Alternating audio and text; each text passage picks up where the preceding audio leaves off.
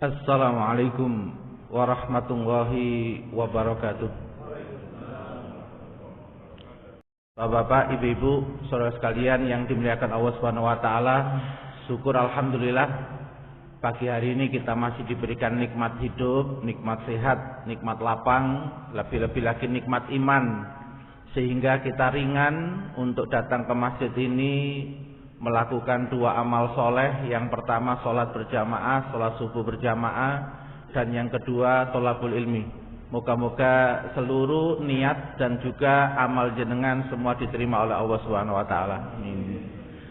Yang kedua, para jamaah sekalian, kita sudah membahas beberapa topik tentang masalah, yaitu ilmu tentang masalah, dan sekarang kita sampai pada pertemuan yang kelima, yaitu menemukan hikmah di balik masalah. Kalau pembahasan sebelumnya gagal paham terhadap hikmah masalah.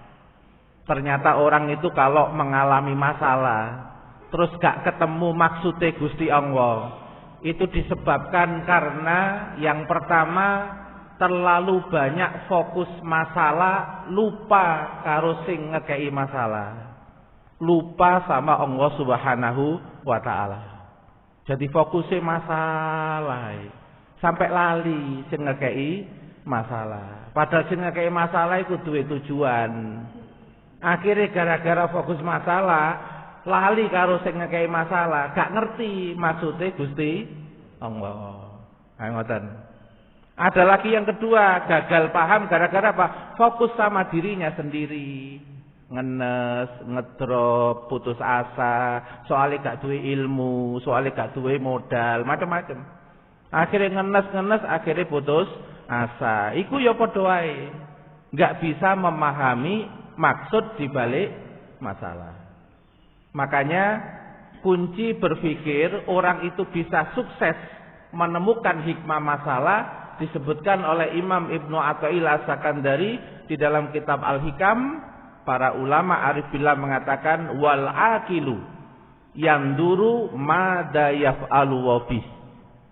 Orang yang berakal itu kalau menjalani hidup, yang dipikirkan pertama kali adalah apa ya yang sedang dilakukan Allah atas saya. Nah, begitu. Karena Allah Subhanahu wa taala tiap hari itu kulayaumin huwa fi sya'n. Tiap hari Allah itu sibuk mengurus kita. Ana sing didhuwurno, ana sing diendekno, ana sing dikei, ana sing ditahan, ana sing dilapangno, ana sing disempitno. Betul nggih? Kan ayatnya kan begitu nggih? Ya basutur rizqa limai yasha. Dan wa yakdir, bisa dilapangkan, bisa ditahan, bisa disempitkan sama Allah Subhanahu wa taala. Ya sakarepe wong sing duwe makhluk Gusti Allah kok. Padha karo jenengan duwe mainan. Terus sampean apa-apakno sakarep sampean, wong protes ya apa? Wong mainanku dhewe kok. Betul nggih? Nah, Gusti Allah niku fa'alul lima yurid. Nek berbuat iku sakarepe dhewe. Makane wong sing iso ndelok maksude Gusti Allah nek fokus karo Gusti Allah. Gak fokus masalahe, gak fokus awake. Pertama kali sing didelok sinten? Gusti Allah. Soalnya nek sing pertama kali didelok Gusti Allah iku anteng atine. Ala bidzikrillahi tatmainul qulub. Nek atine tenang, akale iso mikir. Betul apa mboten? Niku kan enten teori belajar niku. Nek areke tertekan, terus sampean kei materi pelajaran, gak iso melbu. Betul nggih, Pak? Ngoten nggih. Wong tertekan kok dikei materi pelajaran. Padha karo anak sampean lho, Bu.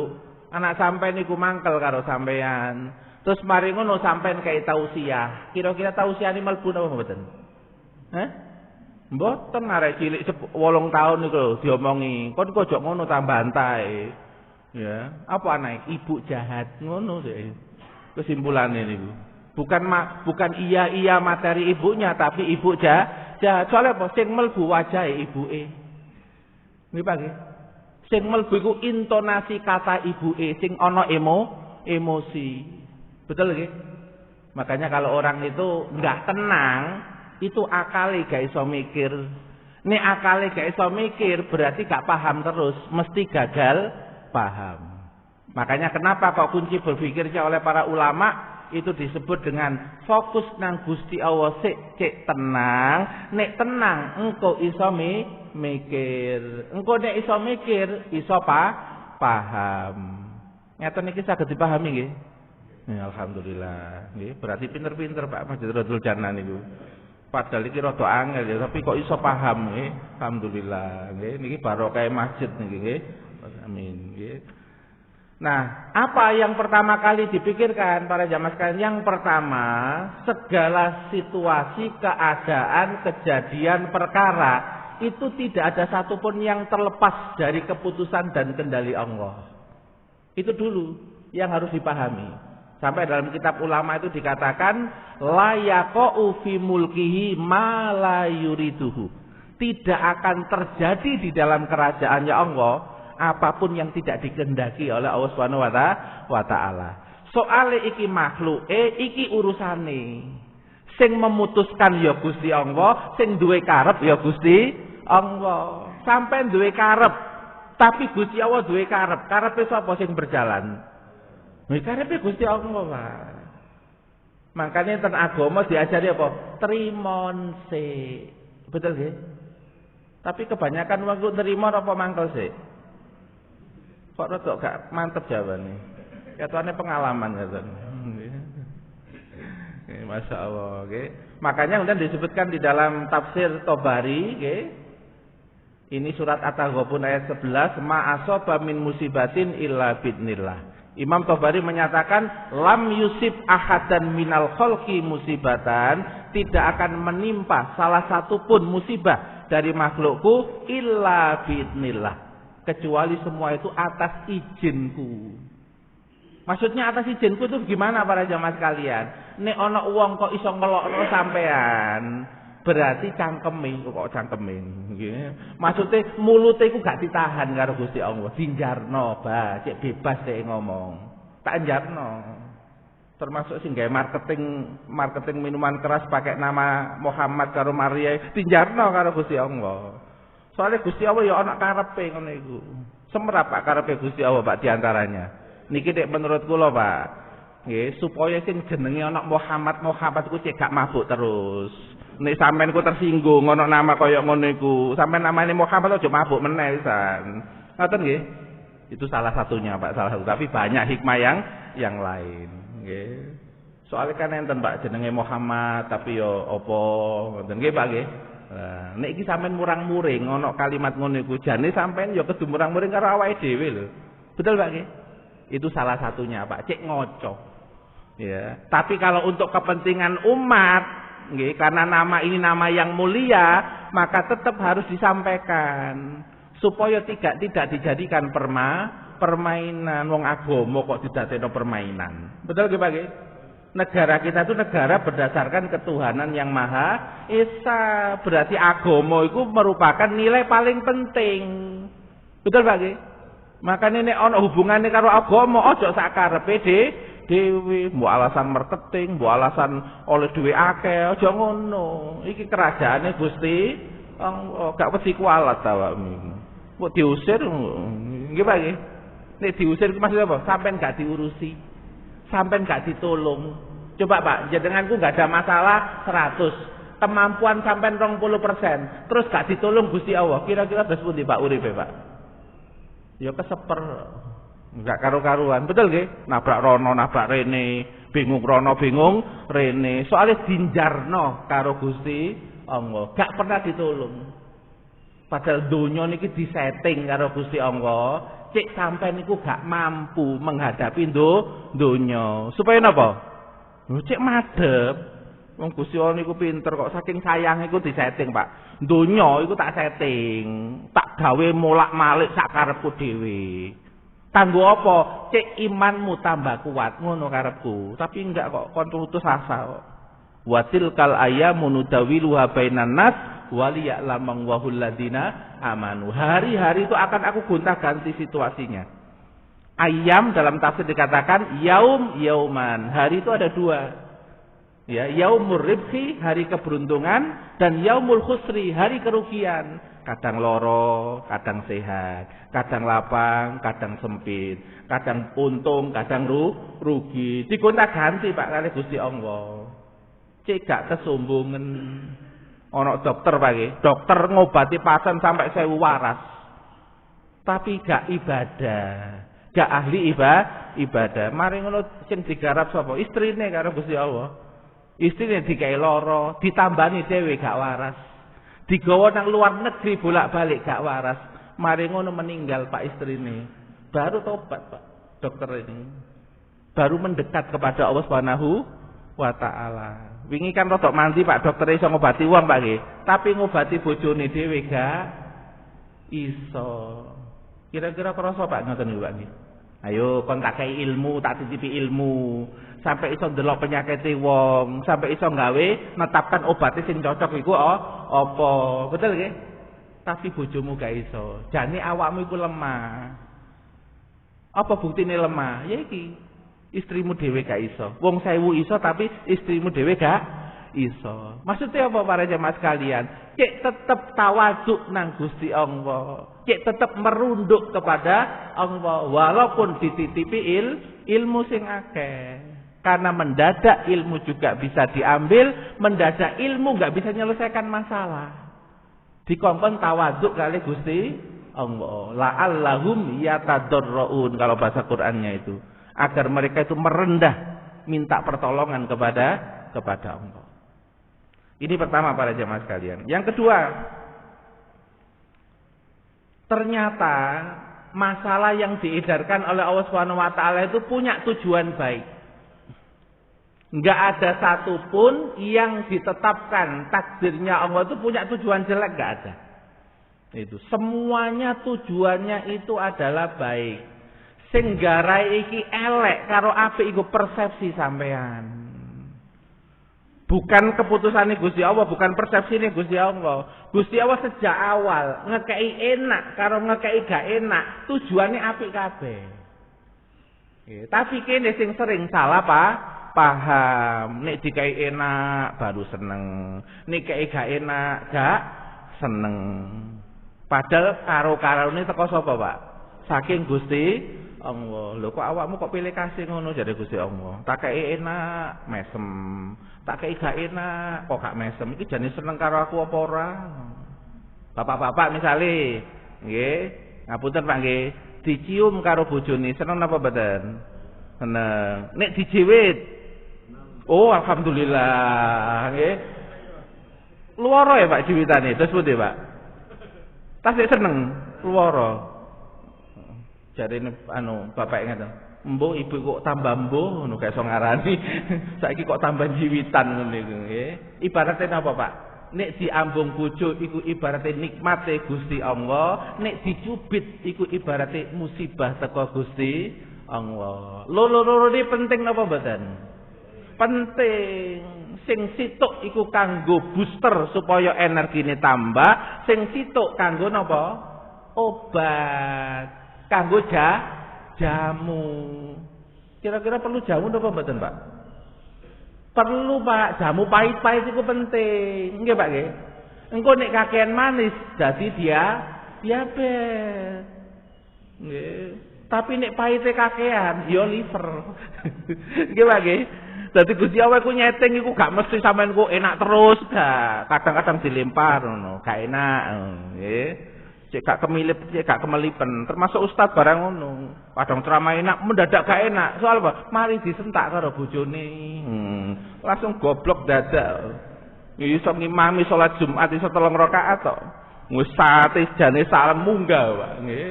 Lah niku Pak, niku tandane apa? Ayo dadi ustaz aja kaya sok-sokan ngono iku. Awakmu iku iso ceramah kaya ngono sapa sing nyeting?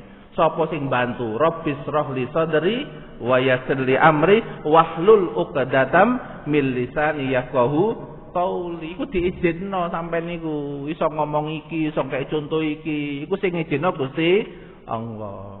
Ngoten Pak nggih? Nah, kok ketokane padha mantuk-mantuk kabeh iki alhamdulillah nggih. Setuju berarti. Makanya di dalam hadis Nabi dikatakan ajaban lil mukmin. Jadi ada dua riwayat di antaranya nggih, ada riwayat Imam Ahmad, juga ada riwayat hadis yang lain, ajaban li amril mukmin, ada yang ajaban lil mukmin. Menakjubkan orang yang beriman itu, la yakdillahu lahu syai'an illa kana khairan lahu. Tidaklah Allah itu memutuskan takdir atas sebuah perkara apapun kecuali dalam perkara itu pasti khairan, pasti apik. Ngapunten, jamaah subuh mriki Pak, bane meledos. Nek menurut umum tiyang Pak, sepeda motoran wis enak-enak berangkat, terus bane meledos iku apik napa elek? Langsung elek. Cah. Iki jane pengen cepet-cepet kok malah kemudian bane meledos. Menurut dia yo elek, iso telat aku iki, malah gak iso jamaah iki. Betul nggih? Mikire kan ngoten nggih. Waduh, iki. Tapi nek menurut tukang tambal ban, nah, terus pundi? Rezeki teko, alhamdulillah. Sing sitok innalillah, sitok alhamdulillah. Nah, ngoten niku. Jadi satu masalah itu bagi satu pihak bisa jadi baik, bagi satu pihak yang lain dikatakan buruk. Tapi indallah, di sisi Allah itu apik kabeh. Karena tidak ada satupun yang ditetapkan oleh Allah kecuali itu semua untuk kebaikan makhluknya. Wong sifat dasare Gusti Allah ten manusia iku sayang. Betul apa betul? Sayang, cuma kene sing sering salah paham. Kaya arek cilik dilarani jare ibuke gak sayang, ditegesi jare ibuke gak sayang. Nah, iki perlu contoh katane rada angel iki nangkepe katane iki. Nggih. Misale enten arek cilik Pak, nggih, loro, awake loro, abu misale, udunen kewedhe Pak, beranang-beranang ngono iku. Kelaran, padahal dhek iku ate main karo arek-arek. Kan terhalang Pak. Main-maine kan terhalang gara-gara udunen sing gedhe kelaran. Nah, kira-kira Pak, ibuke nggawa ten puskesmas, mari ngono dibedah sampai berak-berok. Iku ibuke sayang napa ibuke jengkel? Kok padha mesem ketokane. Mulai ngerti ketokane iki, mulai ngerti ketinggal ini. Ketoke ibuke niki sayang napa ibuke mangkel ten anake? Alhamdulillah, wis paham berarti. Berarti Gusti Allah nek kapan-kapan ngekeki sampean gak enak, kira-kira Gusti Allah karep apik napa karep elek? Alhamdulillah, kok gak mantep ini. Karep apik apa karep elek? Alhamdulillah. Ya berarti lulus Pak, iman kepada takdir yang baik dan takdir yang ngoten. Kula kan cuma ngiling-ngiling notok Pak Ustadz niku, ngiling-ngiling no. Iman ada 6. Iman yang terakhir napa? Iman kepada takdir yang baik dan takdir yang buruk. Baik dan buruk indah menurut kita, tapi di sisi Allah itu baik semua takdir itu. Siapa yang bisa paham? Al-mukmin yang paham. Sing yakinnya iku luwih kuat ten Gusti Allah daripada situasi dan keadaan. Karena keadaan itu naik turun, Pak. Tanget Pak, ngapunten ibu-ibu. Kisahnya Bunda Hajar sama bayi Ismail ditinggal ijen, nggih, gak ono ATM, gak ono Indomaret, nggih, gak ono HP, ditinggal ijen nduk tempat sing tandus yang kering, gak ono tanduran. Menurut pemahaman umum, nek ono sampai wong lanang ninggalno wong wedok karo bayine kaya ngene, wong wedoke ngomong napa? Ngurang-muring, ngono sing ngomong kok ya tega. Nggih, betul Pak nggih? Tapi apa yang disampaikan oleh Bunda Hajar ketika beliau ditinggal itu? Beliau bertanya kepada Nabi Ibrahim, apakah yang memerintahkan kamu itu Rob kamu, Tuhan kamu? Nabi Ibrahim mengatakan, naam, iya. Terus berangkat mari ngono. Tapi sebelum berangkat, Bunda Hajar mengatakan apa? Nek sing merintah iku Robmu idan la yudoyiuna. Pasti Tuhanmu ndak akan menyia-nyiakan kami, ndak akan mengabaikan kami. Aku wis apa lho Gusti Allah, aku mesti tanggung jawab kok karo makhluke kok. Wong sampeanku diperintah Allah. Pasti kita akan diurus sama Allah Subhanahu wa taala. Ini orang yang pertama kali ketika dapat masalah langsung husnudzon. Berbaik sangka kepada Allah. Padahal situasi ini ngedrop apa mboten? Ngedrop. Coba wong bayi sek beranang kaya ngono iku Terus kayak mari ngelairno kok ditinggal, kan lemes-lemes ya Pak nggih. Tapi gara-gara husnudon ini energinya jadi tinggi. Gitu. Dalam keadaan husnudon inilah yang perlu dijaga ketika orang itu menjalani masalah. Meskipun masalah itu gurung berubah, tapi iki tetap teduh husnudon terus. Soal ini nggak ada energi potensial yang besar untuk membalik masalah. Ana inda donni abdi bi. Aku tergantung persangkaan hambaku. Dalam hadisnya dilanjutkan riwayat yang lain, indonna khairon falahu.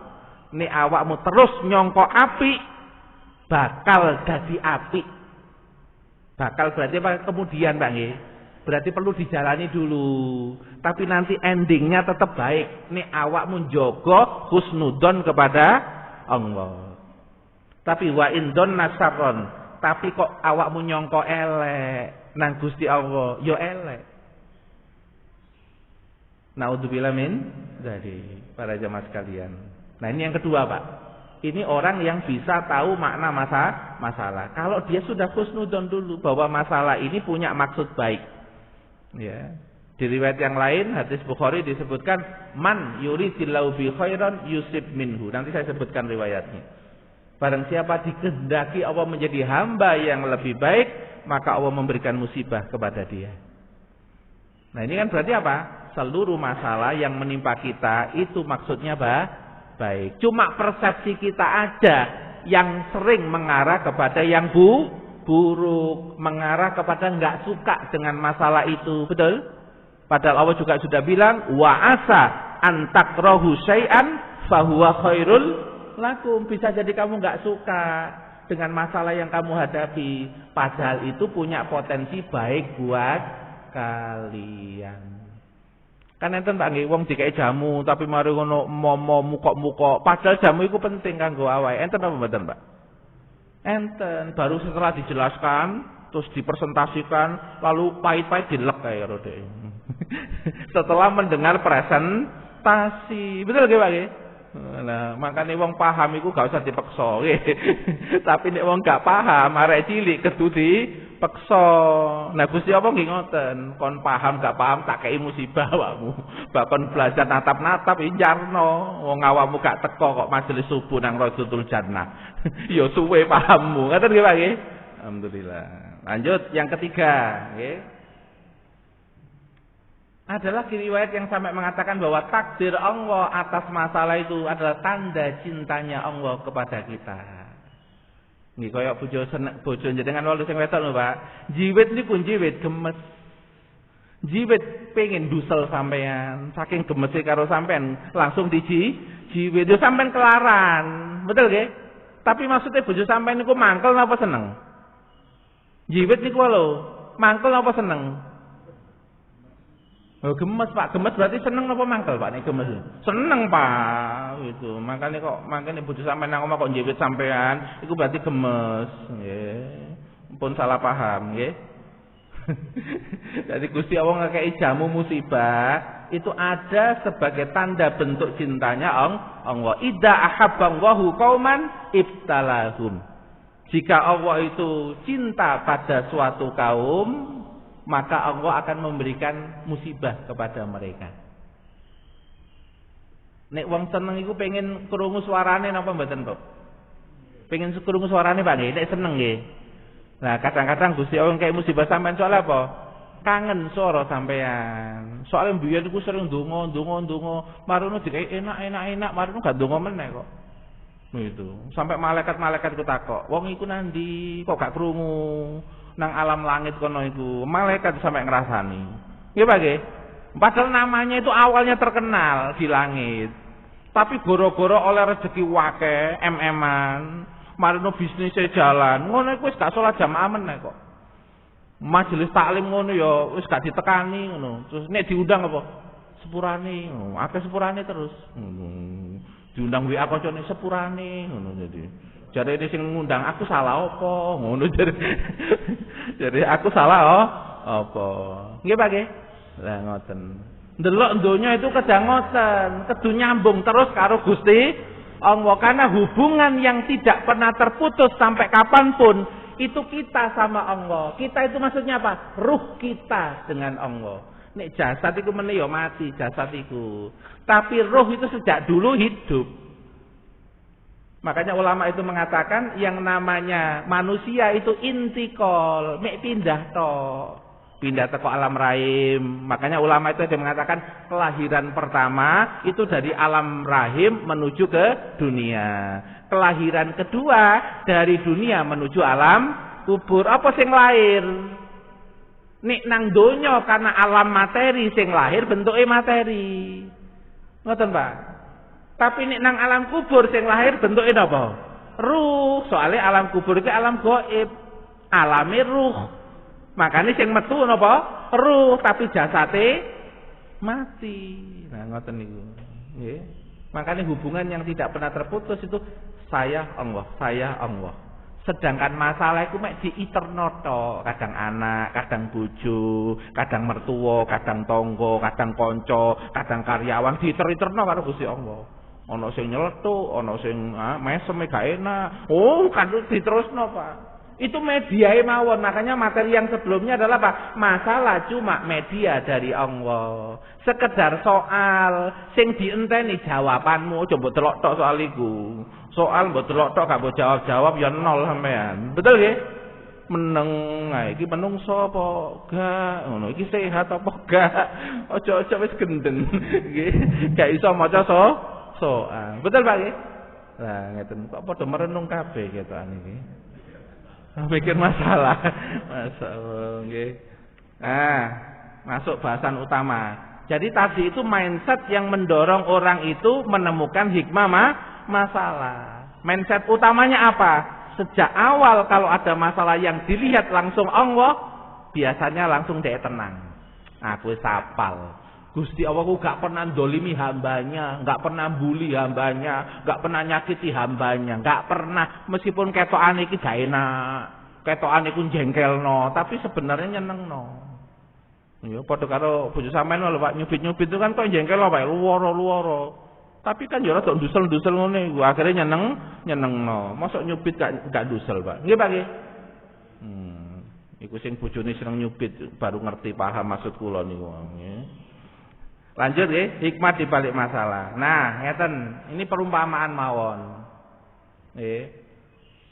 Allah Subhanahu wa taala itu melempar masalah kepada kita, itu ibaratnya seperti seorang guru yang melihat murid-muridnya yang di depan. Harapannya guru, muridnya itu memperhatikan guru apa memperhatikan sak kancane? Guru.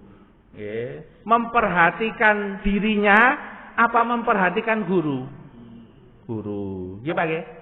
Nah ternyata ten kelas niku enten murid sing ngomong ae karo kancane, guyonan dik-dikan, gak ndelok gurune. Ana sing ngono Pak. Nggih, kaya krasa aku mbiyen ngetan niku. Mangkane bijiku titik.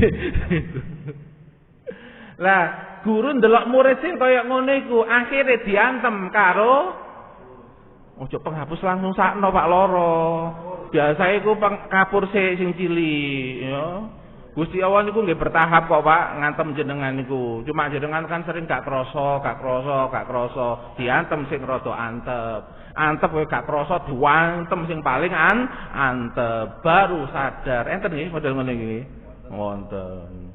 Ana sing bojone mati baru sadar wonten. Enten ibuke baru wafat wonten baru sadar. Jadi ibuke ndonga iku sik ana faedahe, sik disimpen karo Gusti Allah. Baru dikekno setelah apa? Ibuke wafat, anake sadar. Berarti enggak disia-siakan sama Allah Subhanahu wa taala. Tetap diijabah. Cuma waktu ijabahnya terserah Allah. Ngoten mikirnya itu, Pak. Jadi bagian ijabah iku kapan wis ana panitiane, aja mboteni. Wis lakonono ngono ae. Jalanono ngono ae. Sing sering wong kan gak ngono, kok gak mari-mari yo. Kok gak teko-teko yo. Nek sampean ngono iku padha karo sampean gak percaya karo Gusti Allah. Jare iki wong pasrah tapi takok ae. Iki pasrah tenanan apa ora? Betul nggih? Padahal sing pasrah tenanan digarap karo Gusti Allah. Wa may yatawakkal 'ala Allah fa huwa hasbu. Nek bener-bener tawakal kepada Allah, tak cukupi kabeh keperluane. Tapi iki gak kok nyerano mobil nang bengkel, padahal bengkel iki terkenal apik, pinter, paling bagus. Ngono ge rong dina takoni, "Ya apa wis mari apa gak?" Sampeyan kan tak omongi, gak usah takok. Engko nek mari-mari. Mari ngono rong dina kastil pun meneh. "Ya apa Pak, mari apa enggak?" "Ya jengkel bengkele dibalekno." Wis gak butuh konsumen kaya sampean. Dibalekno, dikongkon ngurusi dhewe. Naudzubillah min dzalik. Niki kula perumpamaan mawon nggih supaya krasa Pak nggih. Hubungane kula kali Allah Subhanahu wa taala niku hubungane budak. Budak karo tuan, bukan karyawan karo direktur. Nek budak karo tuan sak karepe tuan, tapi dadi ya budak sing apik, budak sing tenanan, nggih. Aja budak KW3, Pak. Nek budak KW3 iki ya malaikat ya bingung iki jane budak apa karyawan apa direktur kataan iki. Gayane kok isuk-isuk maca koran. Nggih. Malah sing direktur malah nyapu. Nah iki kan bingung to Pak nggih malaikat niki. Ya. Hubungan kita dengan Allah itu hubungan antara tuan sama budak. Itu. Kita nggak punya daya tawar sebenarnya. Budak itu cuma apa? Melakukan yang terbaik. Sing bagian bagi hadiah, ono panitiae, gak usah mikir. Boleh dikai ya matur suwun. Mari ngono amanahe dijalanno, engko lak ditambah. La in sakartum la azizanakum. Engko nek gak dikai apa-apa, berarti Gusti Allah iku pengen iki cinta tenanan apa ora? Tak ploro-ploro. Kok dhek saya tetep ngadep terus, langsung munggah Pak, derajate luwih dhuwur timbang sing biasa-biasa iku. Soale tak kei loro, dhek meneng ae. Diem ae.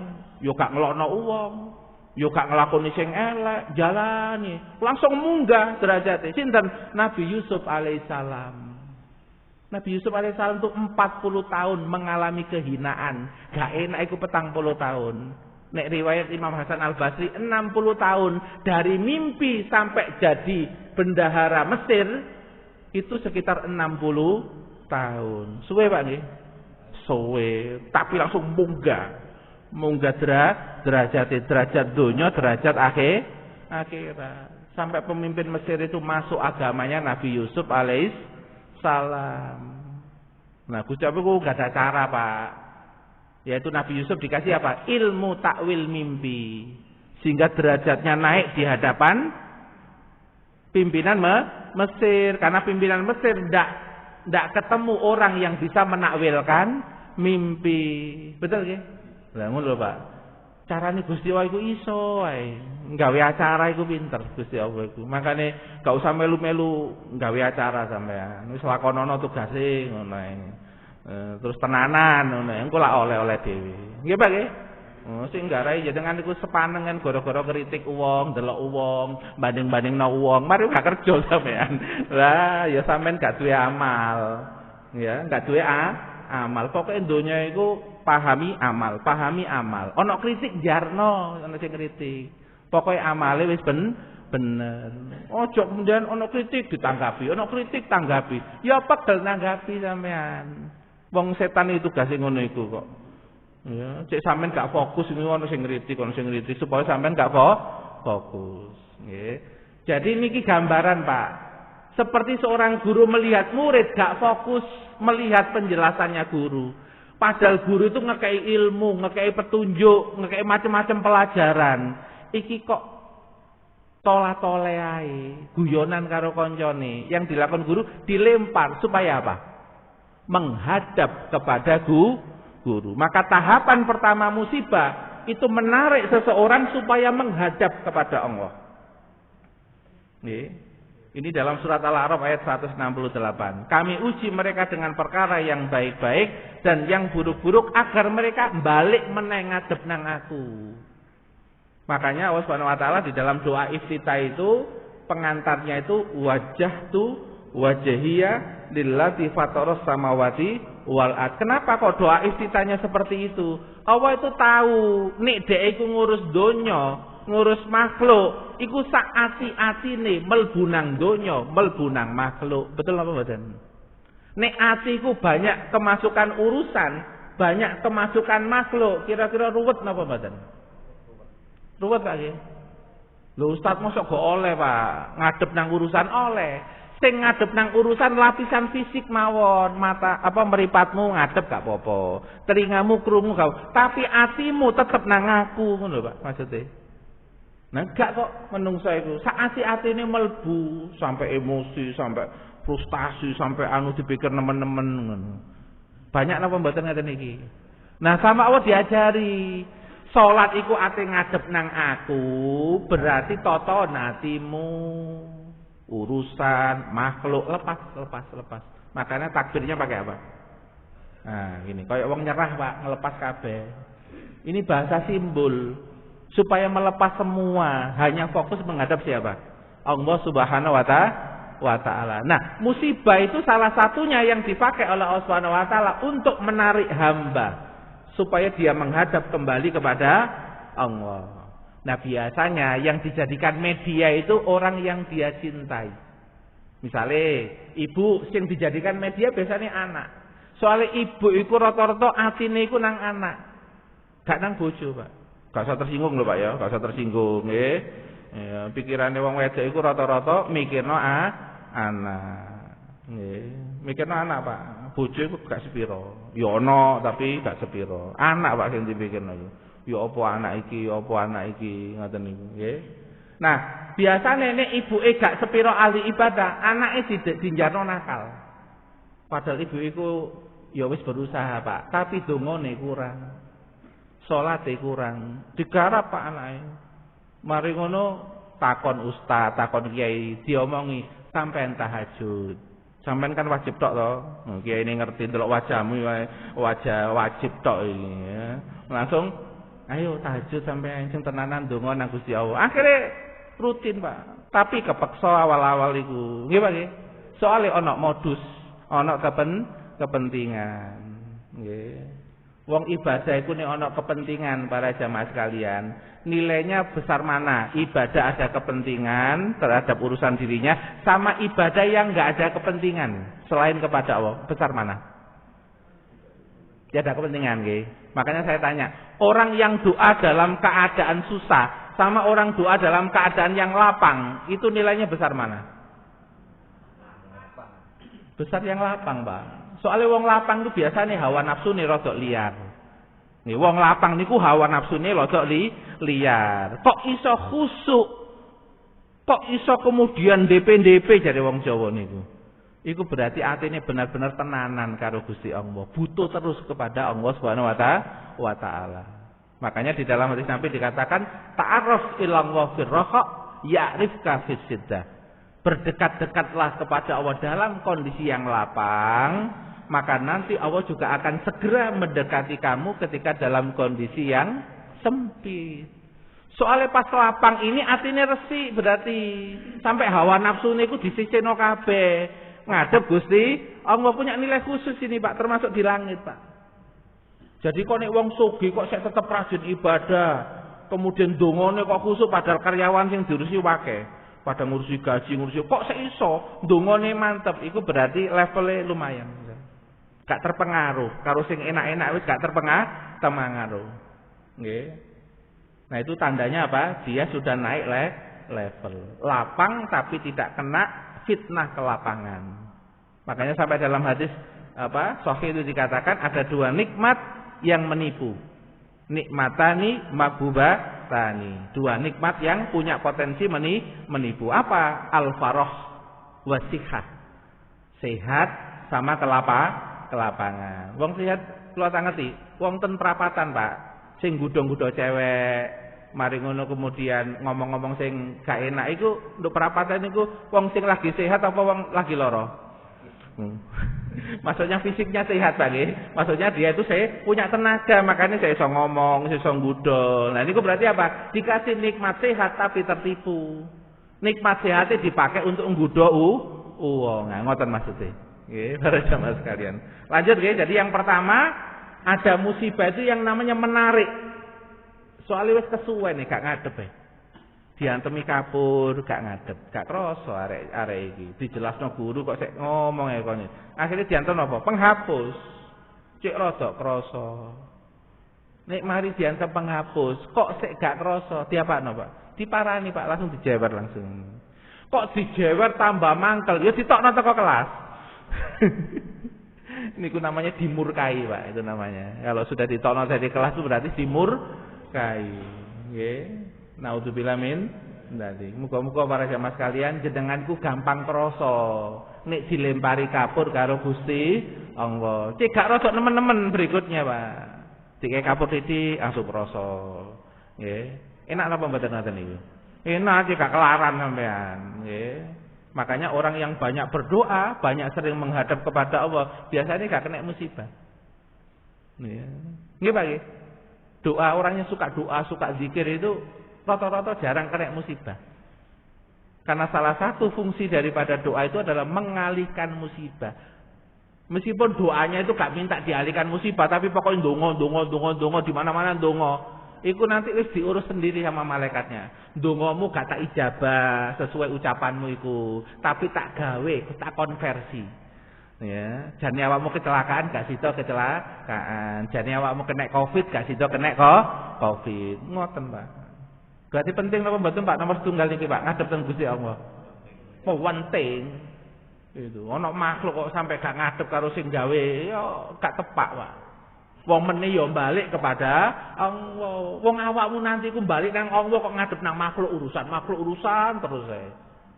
Padahal iki wis wayahe injury time jarene. Napa injury time ini? Waktu sing mepet, segera supaya tetap husnul. Aku gak meden-medeni lho ya. Nomor kali, nggih. Ada masalah-masalah itu untuk memperbaiki kualitas diri dan amal hamba. Allah itu tahu, Pak, kelemahan kita, kekurangan kita, keterbatasan kita. Karena kita ketika mendapatkan orang tua, pola asuh orang tua A dan B, maka di sana juga ada yang diturunkan dari kelemahan orang tua, kebiasaan orang tua. Terus pola asuh orang tua juga ada yang nggak bagus. Lalu kita akhirnya banyak mengalami kekurangan dan kelemahan sebagai pribadi yang menjalani hidup. Nah, ini Allah itu sayang sampai dikai masalah. Supaya apa? Kekurangannya itu diselesaikan. Cek gak nurun, tidak meneruskan yang negatif dari orang tuanya. Itu namanya memutus rantai pola asuh yang salah. Misalnya bapak ibu iku nek ngomong sing ibu ekspresif, sing bapake murang-muringan. Cocok, Pak ya, gabungannya, Pak ya. Sing ibu ekspresif, bapake murang-muringan. Nah, itu ada potensi secara natural, ada yang diwariskan, ada yang kena warisan anak yang reaktif dan suka muringan. Itu. Nah, biasanya orang seperti ini, Pak, yang sering ditemui kejengkelan, dikasih masalah kejengkelan, koncone jengkelno, pasangane jengkelno, anake jengkelno. Kira-kira tahu, Pak, maksudnya Allah Subhanahu wa taala. Nek awakmu jawab kalau murang-muring terus yang menjengkelkan itu, awakmu gampang loro fisik. Betul napa mboten?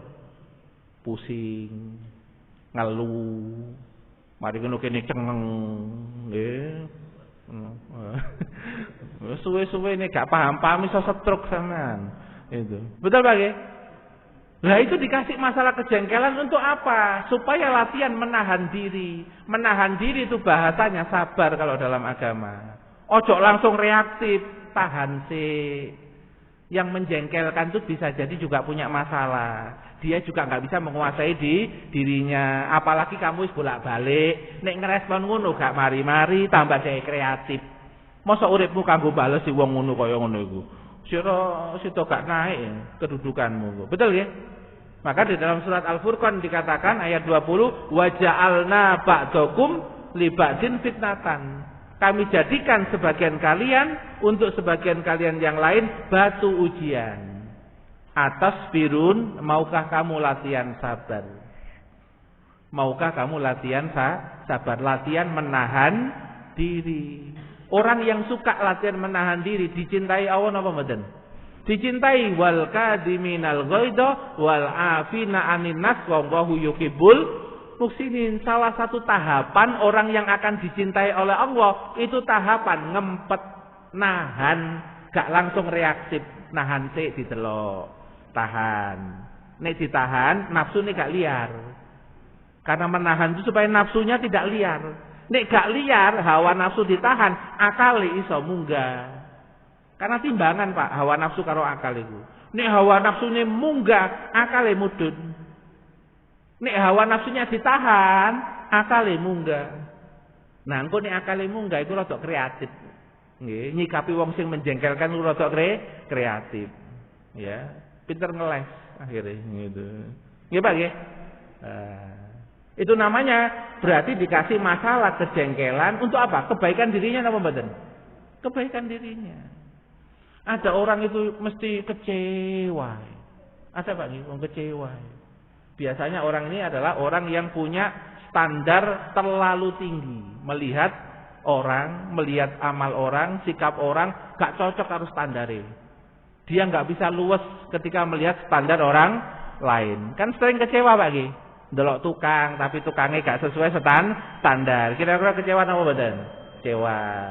Engkau nanti gelek meneh wong terus gak sesuai standar. Kecewa apa badan? Kecewa. Nah, orang itu kalau dikasih masalah kecewa itu mau dijadikan ahli ridho sama Allah Subhanahu wa taala. Ngono maksudnya. Kok bojoku ngecewakan lho. Kok gak sesuai harapan. Iku kon dikon trimon sik. Sak paket bojomu koyo ngono trimon sik. Emploken trimon. Engko masalah ngubah ana carane. Ngubah wong cerewet itu gampang. Nek dhek cerewet menengo coba bales engko. Menengo rungokno ngono terus takonono kadang-kadang. Wis tama burung ya wis lanjutno mah. Engko lak mari-mari dhewe. Wong ana judule Pak ngono iku. Ana judule. Engko nek judule wis mari sik meneng. Soale wong wedok iku butuh kata-kata yang banyak. Cik gak tambah stres. Alhamdulillah bojo sampean ku cerewet. Cik gak stres ngobati sampean nang rumah sakit. Betul nggih? Maka berbahagialah kalau punya istri-istri yang cerewet. Itu namanya menikmati masalah. Carane ngoten, Pak. Termasuk makanya kalau minta apa saja sampe napa? Yo insya Allah ngono ae. Ojo ngomong gak Pak karo wong wedok. Iya karo insya Allah. Cek sampean gak bujuki ana kalimat insya Allah. Ojo ngomong gak. Gak iso karo wong wedok ngomong gak ngono. Gak iso. Wis pengalaman. Klien-klien ngoten, Pak. Kata nggih. Jadi ngapunten Pak, Allah tuh tahu kelemahan kita, kekurangan kita. Nah, dikasih masalah supaya kita upgrade kekurangan kita. Dalam psikologi misalnya, ada orang tuh introvert. Introvert tuh suka mendem, ndak suka mengapresiasikan apa yang di dalam hati. Tapi iki nek diterusno, ketemu pasangan sing ekstrovert, sing ekspresif, sing ekstrovert salah paham terus. Sing ekstrovert merasa tidak pernah direspon, tidak dihargai. Padahal sing introvert iki engko nek ngerespon, wedi konflik. Soale ndelok sing ekstrovert iku kok kayak sak kecap gitu ya. Lah kan beda persepsi to, Pak nggih. Nah, itu kalau dalam solusi psikologi, sing introvert munggah titik, sing ekstrovert turun di titik supaya terjadi keseimbangan. Soalnya wong ekstrovert itu butuh respon. Dia itu baru tenang bahagia itu kalau direspon.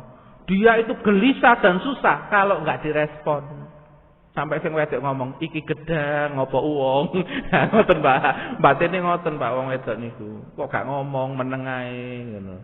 Tapi sing lanang sing introvert ya batin, ya. Iki uwong tapi kok cuawang. Iki jane sapa? Ha ngono ya batin Pak gitu. Soalnya dhek iku wedi. Maka introvert itu diibaratkan seperti kelinci, ndelok-ndeloki, aman enggak. Makanya orang ekstrovert itu kalau pingin introvertnya itu muncul harus beri kenyamanan dulu. Harus menjadi introgator. Tapi introgator yang nyaman. Cari di introvert itu masalah yang disenengi kalau dibicarakan. Misalnya, dek iku kepikiran mae, kepikiran ibuke, ya takonono ibuke. Ibuke sapa ya apa Mas ibuke kondisine. Ya apa tak barengi aku tambah seneng, Pak. Ngono iku, Pak. Ngono iku baru introvertnya metu. Tapi yang dibahas ojo masalah sing SPP ini ya apa sih? Ojo sih. Oh, gak metu duite sampean. Niki kula bocori Pak carane nggih. Kula bocori carane. Nggih. Kula soalnya introvert. istri kula ekstrovert. Jadi pun pengalaman. Itu. Makanya klien-klien itu kalau ada ekstrovert, introvert wis padha ngerti aku. Iki ngene ngoten. Nggih. Soalnya apa yang terjadi pada diri kita itu ilmu dari Allah Subhanahu wa taala. Nah, nanti kita itu apa? Mencari, mencoba. Nanti akan ketemu cara yang terbaik. Akhirnya jadi ilmu yang terbaik. Ngoten tok Pak urip niku. Nggih. Nah, terakhir saya melek iki terakhir iki. Subuh saling ngene iki ya. Godane setan iki wae suruk-suruk ini kudu ngantuk ae nggih. Yang ketiga terakhir. Jadi ada jenis masalah itu untuk menaikkan derajat hamba di sisi Allah. Dhek iku wis apik, mimik wajahe ya sering apik, ucapan sing keluar ya sering apik, cara merespon orang juga bagus, ibadah ya wis apik, tapi kok sik dikeki masalah. Anake barang ya masalah, bojone masalah. Padahal terkenal apik nang masjid, terkenal apik nang masyarakat. Berarti beliau masuk kategori yang ketiga. Beliau bukan mau ditarik menghadap pada Allah, wis ngadep deh iku. Beliau bukan mau diselesaikan kekurangannya, banyak kekurangan yang sudah diselesaikan sama beliau. Karena beliau belajar menyempurnakan kepribadiannya. Tapi saya dikei masalah, ternyata yang ketiga, untuk menaikkan derajatnya dia, ibaratnya apa Pak? Di booster, cek derajatnya cowopet nang Gusti Allah. Karena apa? Karena di dalam catatan Lauhil Mahfuz orang itu derajatnya sekian. Tapi amal-amalnya belum mencapai ke situ. Padahal wayahe balik nang Gusti Allah. Nah, ngoten lho Pak. Padahal wayahe balik nang Gusti Allah. Maka sebelum wafat itu dikei masalah sampean. Akhirnya amal-amal soleh tambah banter lalu meninggal. Itu yang disebutkan di dalam hadis ini, innal abda idza sabaqat lahu minallahi manzilah. Sesungguhnya seorang hamba jika sabaqah sebelumnya telah tercatat derajatnya dia di sisi Allah itu sekian. Tapi lam yuballigha bi amali. Tapi amal-amalnya yang sekarang itu belum nyampe ke derajat itu. Maka caranya Allah mempercepat supaya derajat orang ini cepat naik munggah, dikasih masalah sing gak enak. Karena dikasih masalah yang gak enak itu rata-rata setiap orang itu gampang untuk beramal, untuk melakukan amal soleh. Makanya kalau di kalangan orang-orang tasawuf ya, itu ada yang doanya itu niru doanya Nabi. Ya, termasuk jenengan paling gak kuat ya donga sing situk ini. Allahumma ahyini miskinan wa amitni miskinan. Hidupkan saya dalam keadaan miskin. Niki doa Nabi napa mboten? Ya, doa Nabi napa mboten niki? Doanya Nabi lah, tapi jarang sing ngamalno. Rodok ngepir. Rodok ngepir. Dia ini donga iku milih sing pertama, ya Allahumma inni as'aluka al-afiyah. Ya Allah kula nyuwun zona nyaman. Afian niku kan zona nyaman, ate lara gak sida lara, ate bangkrut gak sida bangkrut dijogo afiyah supaya gak gampang kena gak enak. Itu kata para ulama, kalau orang itu hanya pengen zona nyaman, dia kelompok awamul muslimin. Dia kelompok awamnya muslimin. Nabi juga mengajarkan, karena ada umat Nabi yang awam, maka menggunakan doa yang seperti itu menjadi doa andalan. Sugi-sugi ya, sugi. Umpama dihitung Pak ya, kata sugi itu selama 1 hari itu 200 Pak.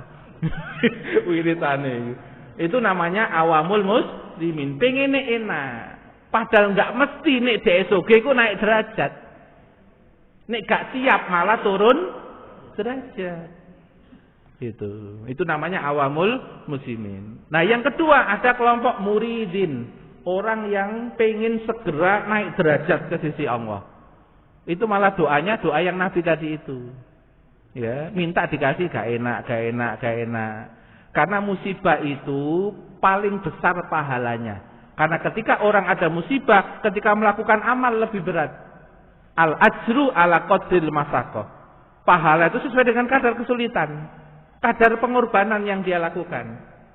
Makanya ada orang-orang yang ikut seorang syekh dalam mendekatkan diri kepada Allah, dikasih sing gak enak. Syekh iku makan wayam dimakan karo syekh, tapi dia ikut tempe, gorengan titik ngono. Iku dilatih karo syekh, Pak, sampai seperti itu. Itu dalam rangka apa? Karena dia muridin. supaya cepet atine buka. Gitu. Karena orang yang dalam keadaan musibah itu lebih mudah tawadhu, lebih mudah hatinya itu melembah. Kalau hatinya melembah, nek ngrungokno ilmu koyo ngene banter, Pak. Melbune banter. Tapi nek menggunung kan ibaratnya hujan tuh ilmu, Pak. Nek menggunung kan mek ngrembes titik mari ono ilang. Kan ngoten nggih? Nah, niku perumpamaane ten surat Ar-Ra'd itu. Al-Qur'an tuh hidayah seperti air hujan. Tapi ono wong iku sing atine koyo got. Kena Quran tapi ya tetep butek. Nggih, tetep kan karo siapa?